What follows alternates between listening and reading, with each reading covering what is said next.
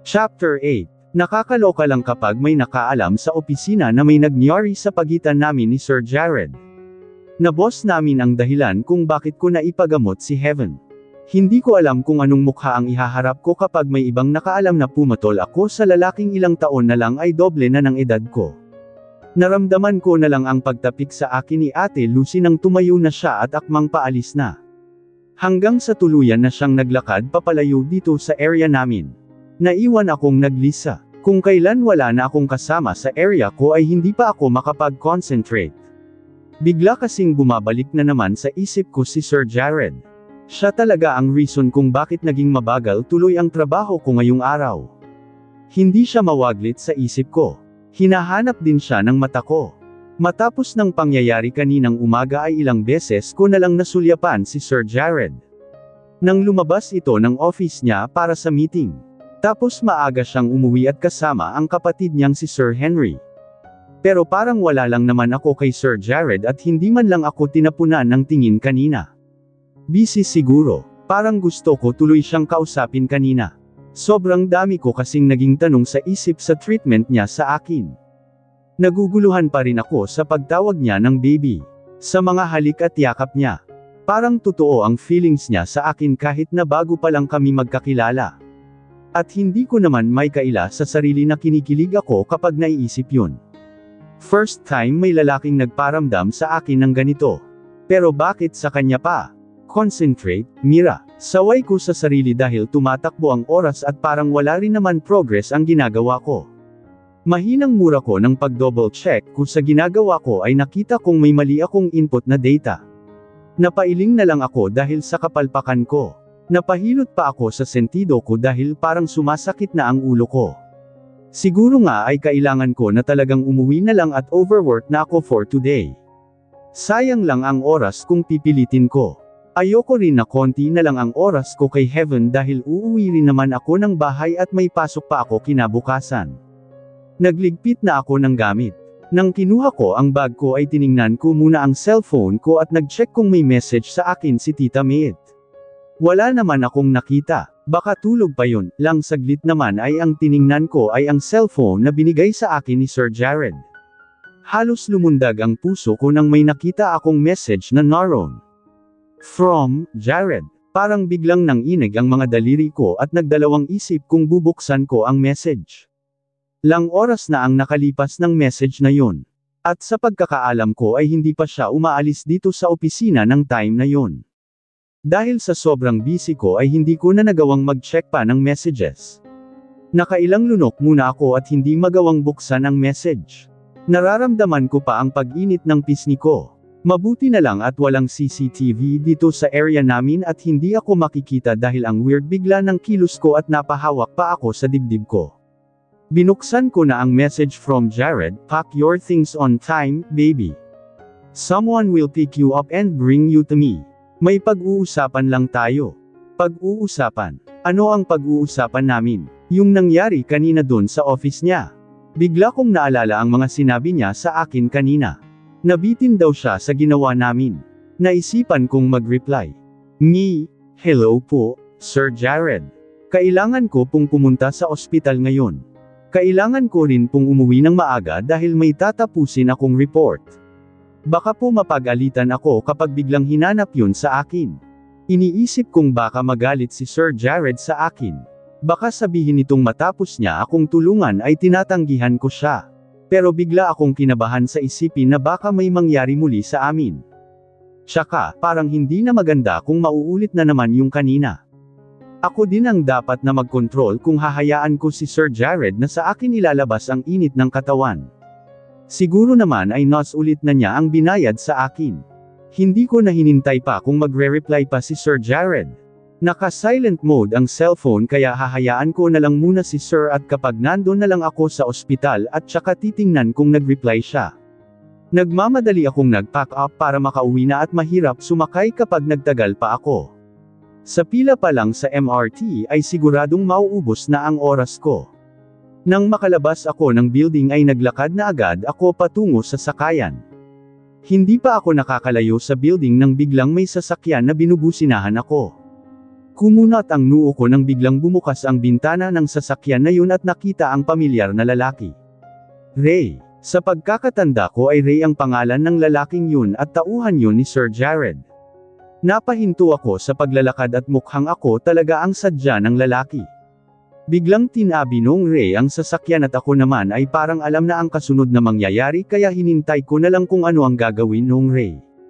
Ilang sandali pa ay bumaba na si Ray sa sasakyan at lumapit sa akin. Miss Miracle, hinihintay ka na ni Boss Jared. Kailangan mong sumama sa akin para dalhin sa kanya. Sambit sa akin ni Ray at napaawang na lang ang labi ko dahil pinasundo pa talaga ako ni Sir Jared kahit tinanggihan ko na siya kanina. Nandito na tayo, Miss Miracle. Nauulinangan kong tawag sa akin. Nakapikit ako at ayoko pang idilat ang mata. Naging malalim kasi ang tulog ko at nakakabawi pa lang ang katawan ko sa madaming puyat ng nakakaraang araw. Miss Miracle, mas malakas na tawag sa akin. Doon na ako gumalaw at marahan kung dinilat ang mga mata ko. Nasa loob ako ng sasakyan at alam ko naman kung sino ang kasama ko. Kanina ay pinipigilan kong makatulog pero hindi ko na pala kinaya dahil na rin sa pagod. Hindi man ako tiwala na sumama sa tauhan ni Sir Jared ay wala naman akong choice kung hindi sundin ang amo ko dahil tinawagan ako mismo ni Sir na sumama doon sa Reynang matapos akong lapitan ng lalaki. Ewan ko ba, parang nagagayuma ako ni Sir Jared. Ang hirap niya tuloy tanggihan. Gawa na rin siguro ng utang na loob na dahil sa kanya ay nadugtungan ang buhay ng kapatid ko. Isa pa, nang narinig ko ang boses niya ay parang ang daming butterfly sa loob ng bituka ko. Parang gusto ko talaga siyang makita. Naghihintay na si Boss Jared, Miss Miracle, bumaba na tayo. Narinig kong sambit ng tauhan ni Sir. Wala sa kanya ang tingin ko at sinisipat ang lugar kung saan niya ako dinala. Napakunot ang noo ko dahil parang nasa isa kaming simpleng rest house ngayon. Maliwanag sa labas ng bahay at dito niya pinark ang kotse sa may tapat lang ng bahay. Hindi ko na maaninag pa kung gaano kalawak ang lugar at wala naman akong nakikitang kalapit na bahay. Tiningnan ko sandali ang wristwatch ko. Mahigit 1.5 oras na ang nakalipas mula nang sumakay ako sa kotse ni Kuya Ray. Ibig sabihin ay malayo ang narating ko. Hey Kuya, nasaan tayo? Tanong ko habang patuloy ang pagsipat sa paligid. Narinig ko na lang ang pagsara ng pinto sa driver's seat at bumaba na pala si Kuya Ray at hindi na ako sinagot. Nakita ko na umikot pa siya sa unahan at binuksan ang pinto sa gilid ko para bumaba na rin ako. Doon ko mas nalibot ang paligid ng nakababa na ako. Nasa elevated kami na lugar dahil natatanaw ko pa ang city lights. Tumano pa ako sa may kalayuan at may napansin naman akong tila rest house din na mas malaki dito sa pinagdalhan sa akin. Nang binaling ko ang tingin kay Kuya Ray ay seryoso pala itong nakatingin sa akin ngayon. Hey Kuya, nasaan ako? Seryoso rin na tanong ko. This is my private rest house. Bigla akong kinabahan sa sagot ng lalaki. Rest house niya. Bakit dito niya ako dinala? Humakbang ako paatras. Parang naramdaman naman ni Kuya na nag-alala ako. Napahalukip-kap tuloy ako sa bag ko. Paano kung may masamang balak sa akin ang taong ito? Paano kung niloloko lang nito si Sir Jared at kunwaring dadalhin ako sa kanya? Bigla ay nagsisi akong sumama agad sa taong hindi ko lubos na kilala. Parang hindi na ako nadala sa sinapit dati na napahamak na. Pati na rin ang nangyari kay Heaven na basta na lang sumama dun sa kaklase niya. Hey, kailangan ko nang umalis, Kuya. Naramdaman ko ang pangininig ng boses ko. Sa itsura ko ngayon ay siguradong mahahalata ni Kuya Ray na takot ako. Bigla siyang humakbang pa ng isa papalapit sa akin kaya muli akong umatras. Hey, hindi ako masamang tao. Sambit ni Kuya Ray. Miracle. Bigla ay napalingon ako sa tumawag. Sir Jared. Bigla ay nawala ang takot ko at bigla akong naglakad ng mabilis papalapit sa boss ko. Nang makalapit ako ay unconsciously ay napahawak tuloy ako sa dibdib ng lalaki. Bigla naman akong hinapit ni Sir Jared sa baywang kaya naglapit lalo ang katawan namin. Ibang klase ng kaba naman ang naramdaman ko dahil sobrang lapit na namin ni Sir Jared at halos magdikit na ang mga mukha namin. Bigla ay naitulak ko ang dibdib ni Sir at lumayo. Pinakawalan naman niya ang pagkakahapit sa baywang ko at parang doon lang ako nakahinga ng maluwag. Natakot siguro siya boss dahil sinabi kong bahay ko to. Biglang sambit ni Kuya Ray na nasa may likuran ko na.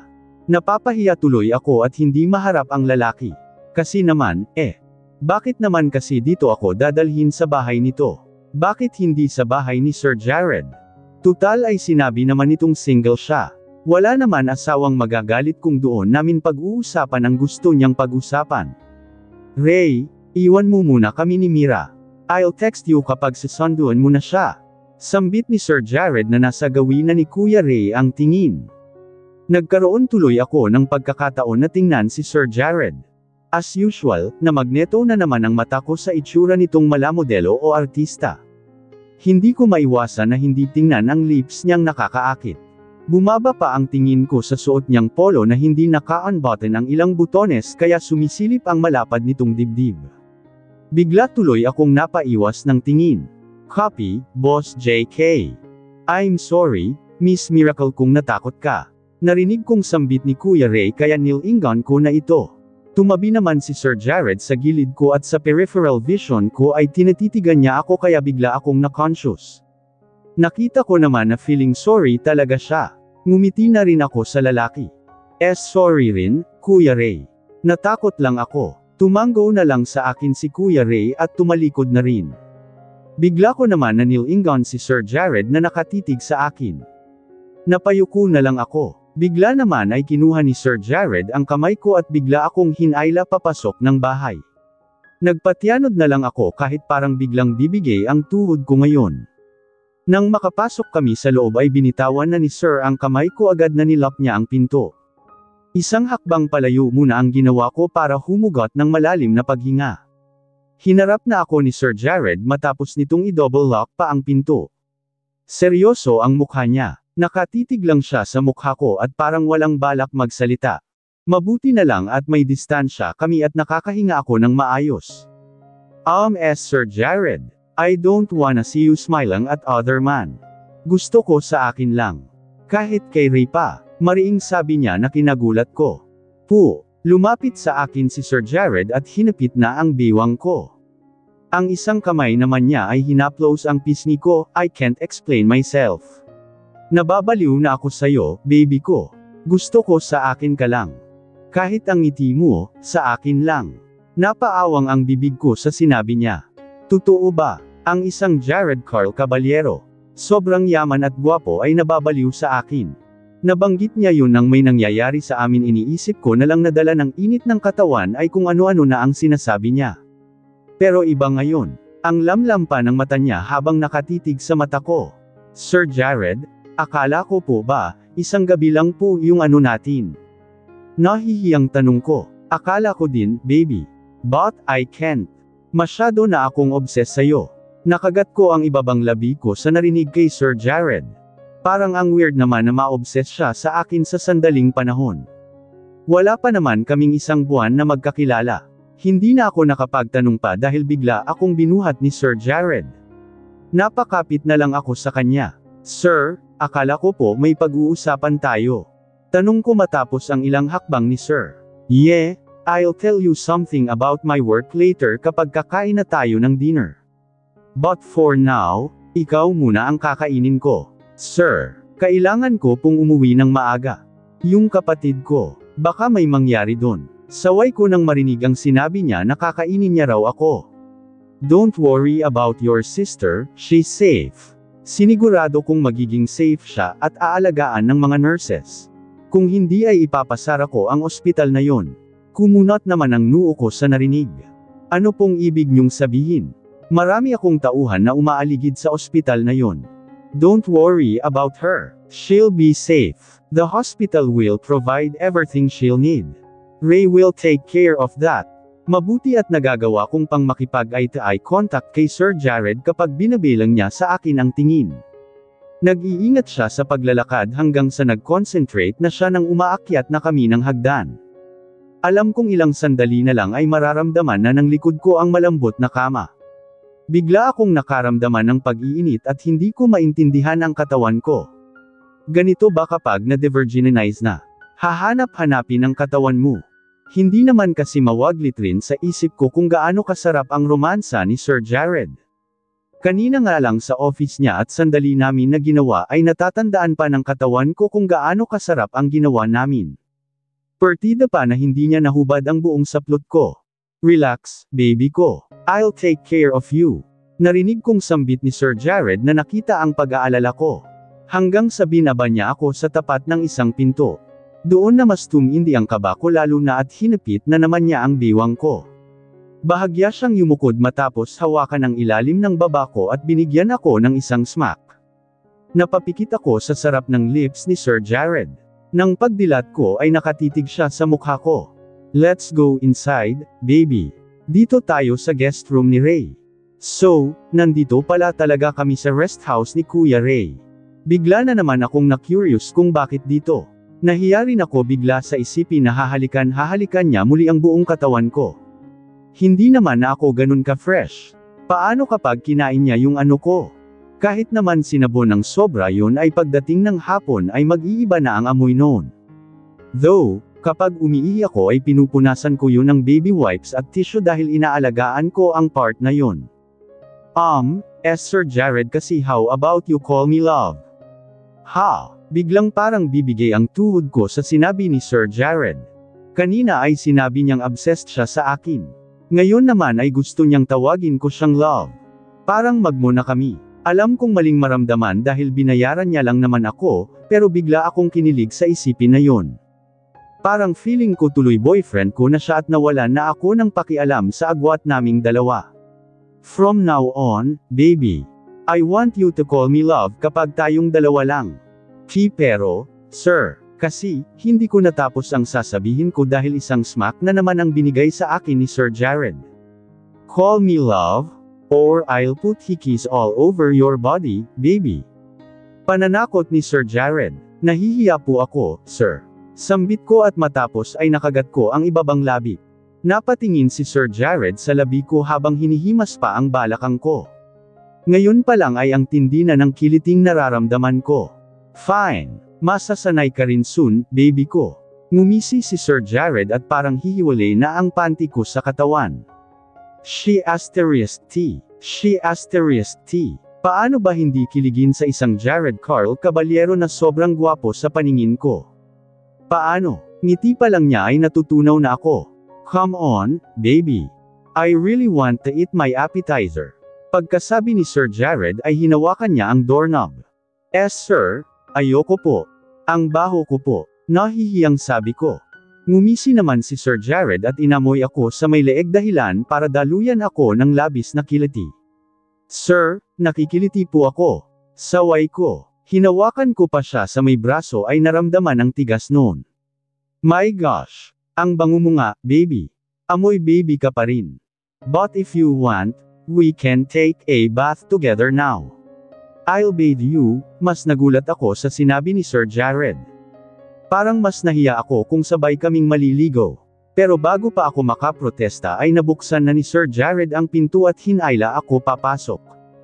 Hindi ko na magawang tumanggi pa nang nilamukos niya ng halik ang labi ko. Nalunod na agad ako sa sarap at natagpuan ko na lang ang sarili kong nakikipaghalikan.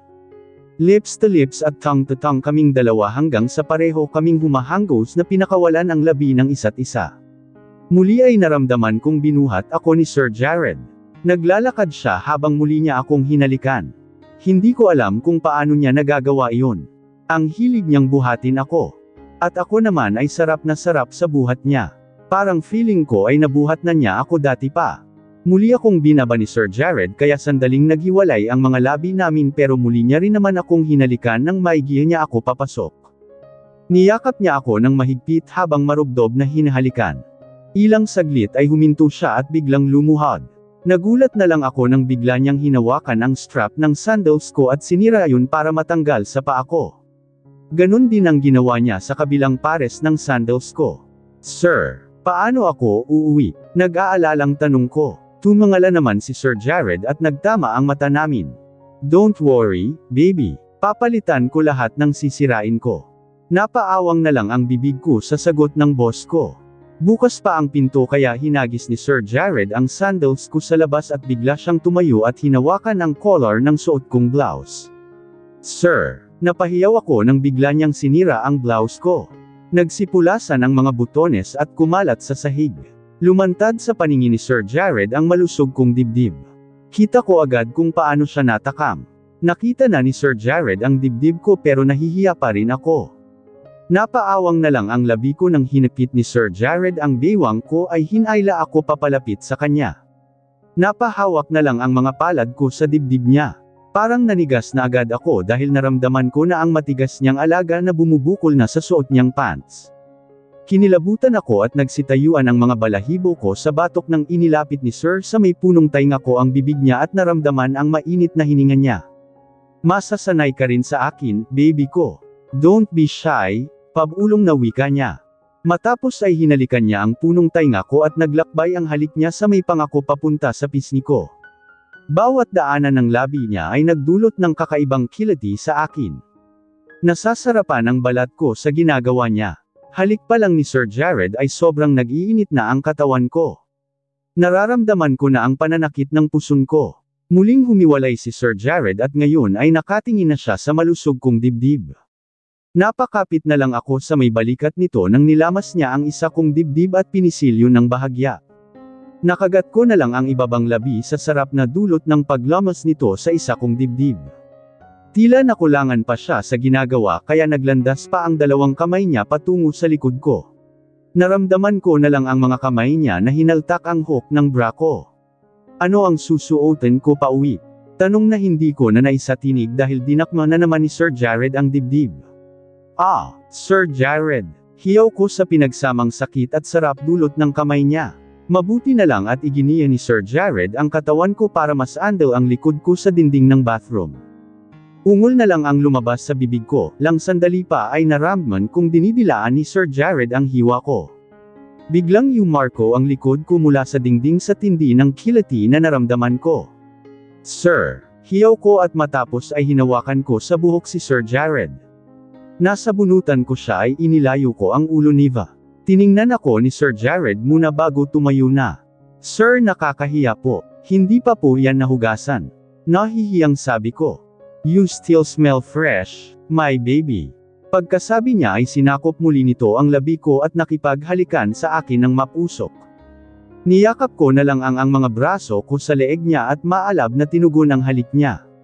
Sobrang nalulunod na ako sa labi pa lang niya. Naramdaman ko naman na gumalaw ang mga kamay ni Sir at napunta sa may pantalon niya. Naramdaman ko na lang ng sinturon niya habang hindi pinuputol ang halikan namin hanggang sa maramdaman ko na lang din na naibaba na niya ang pantalon. Humiwalay ng pagkakahalik sa akin si Sir Jared at yumuko siya. Napalunok na lang ako dahil mula sa pagkakayuko ko ay nasilip ko na ang panloob niya na bumubulwak na sa laki. Sir J. Jared. Ang laki po. Hindi ko napigil ang sambitin habang nakatuon na nga ang pansin ko sa pangibaba niya. Bigla kong natakpan ang bibig at huli na para bawiin ang sinabi ko. Napatingin ako kay Sir Jared at binaling niya ang tingin sa akin ng nakangisi. Masarap naman ang malaki, right, baby? Feel yung tanong niya. Naramdaman ko ang pamumula ng buong mukha ko. Nang hindi ako nagsalita ay kinuha niya ang isang kamay ko na nasa bibig ko at dinala niya sa panloob niya at ipinatong doon ang palad ako. Para akong binuhusan ng malamig na tubig sa paninigas ng katawan ko nang maramdaman ang kargada ni Sir Jared. Sobrang tigas. Hindi pa nakontento si Sir dahil ipinasok niya sa loob ng panloob niya ang kamay ko kaya naramdaman ko talaga ang katigasan noon. Sir, sobrang tigas po. Halos pabulong na sambit ko. Huli na rin para bawiin ko ang mga lumalabas sa bibig ko. Lahat ng kainozentihan sa katawan ko ay tuluyan ng natanggal. Parang nanghihina ako sa pagkakahawak sa alaga ni Sir Jared. Parang may sariling buhay na yun sa loob niya. Mas matigas, mas masarap, baby ko. Bigla tuloy akong napatingin kay Sir Jared na nakangisi sa akin. Sobrang janit niya at napaawang na lang ang labi ko na hinagod ng tingin ang mukha niya. Nakagat ko ang ibaba kong labi. Tinanggal naman ni Sir Jared ang kamay ko na nasa loob ng panloob niya. Ang sarap ng kamay mo, baby ko. Kumilos na si Sir Jared at tinanggal nito ang suot niyang polo at itinapon na lang sa sahig kaya tumambad sa akin ang magandang katawan niya. Napaawang na lang muli ang labi ko nang pinasadahan ng tingin ang katawan niya. Busog na busog talaga ang mata ko sa tanawin ng katawan pa lang ni Sir Jared. Hindi pa ako kumakain pero nabubusog na ako. Dinala niya ako sa tapat ng shower. Binuksan ni Sir Jared ang shower sa loob ng banyo at bigla akong nagulat dahil medyo malamig yun. Napayakap kay Sir Jared para maramdaman ang init ng katawan niya. Sa ginawa kong iyon ay matinding init nga ang naramdaman ko habang pareho kami ni Sir Jared na nababasa ng tubig. Sinamantala ni Sir Jared ang ginawa kong pagyakap sa kanya. Mas lalo niya pang pinagdikit ang mga hubad namin na katawan. Sobrang ramdam ko na tumatama na sa akin ang junjun niya na kulang na lang ay parang espada na sasaksakin ako sa sobrang tigas. Ang haba pa noon at ang laki. Pinatay ni Sir Jared ang shower at matapos ay kinuha naman ang sabon. Pero hindi ang katawan niya ang sinabon niya kung hindi ang akin. Napasinghap na lang ako nang maramdaman ang palad niya. Nasarapan ka ba? Muling tanong ni Sir Jared na nakatayo na sa harapan ko. Nanghihina na ako pero parang may gusto pa rin akong marating. Parang may kulang pa. Sir Jared, nagugutom na po ako. Ang tanging nasabi ko. Totoo naman naramdam ko tuloy ang gutom ngayon at pagod. Tapos gusto ko nang magpahinga after. Parang nanlalata na ako na hindi ko maintindihan. Nakita ko naman ang pag-aalala sa mukha ng amo ko. I'll make it quick, baby ko. Sasakit ang puson ko kapag hindi ko nailabas. Sambit ni Sir Jared na ikinainit ng pisngi ko. Sir Jared, hindi ko na naituloy ang pagtanggi ko dahil agad niyang sinakop ang labi ko at mapusok na hinalikan. Tuldok. Wala na rin akong magawa dahil nadarang na ako sa sarap ng halik ni Sir Jared. Ginantihan ko na lang ang halik niya.